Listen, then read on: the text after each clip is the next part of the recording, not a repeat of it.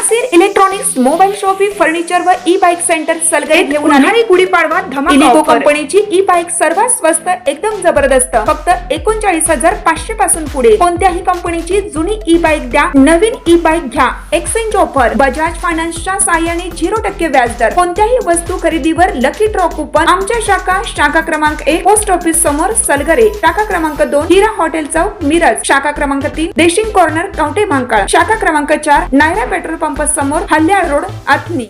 प्रत्येक बातमीतील घटनेच्या वास्तविकतेची तुलना थेट पाहत रहा चांगली अपडेट। मिरज रेल्वे स्थानक परिसरात चाकूने हल्ला करण्यात आल्याने एक जण जखमी झाल्याची घटना घडली आहे। याबाबत पोलिसात फिर्याद देण्यात आली असून महात्मा गांधी चौक पोलिसांनी एका आरोपी विरुद्ध गुन्हा दाखल केला आहे। दिनांक 31 मे रोजी सकाळी 9 वाजण्याच्या सुमारास ही घटना घडली आहे। हैदर सरताज इराणी वय वर्ष 48 राहणार जयसिंगपूर हे या हल्ल्यात जखमी झाले आहेत। पोलिसांनी या प्रकरणी अबुतराव हैदर इराणी वय वर्ष 30 याच्या विरुद्ध गुन्हा दाखल केला आहे।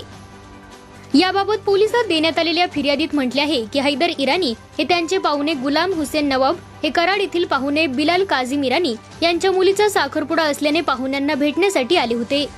येथे रेल्वे स्टेशनच्या बाहेर चहा पीत उभे असताना त्यांचा भाचा अबुतराव इराणी हा सुद्धा तेथे उभा होता। यावेळी हैदर इराणी यांनी अबुतराव इराणी यास माझ्यासमोर का उभा आहेस बाजूला सरक असे म्हटले। यावर वडिलांना मारल्याचा जुना राग मनात धरून कोणाला बाजूला सरक असे म्हणतोस असे म्हणत खिशातील चाकू काढून अबुतराव इराणी याने हैदर इराणी यांच्यावर हल्ला केला।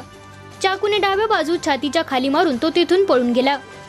हैदर इराणी यांनी पोलिसात दिलेल्या या फिर्यादीवरून महात्मा गांधी चौक पोलिसांनी गुन्हा दाखल केला आहे। पोलीस पुढील तपास करीत आहेत।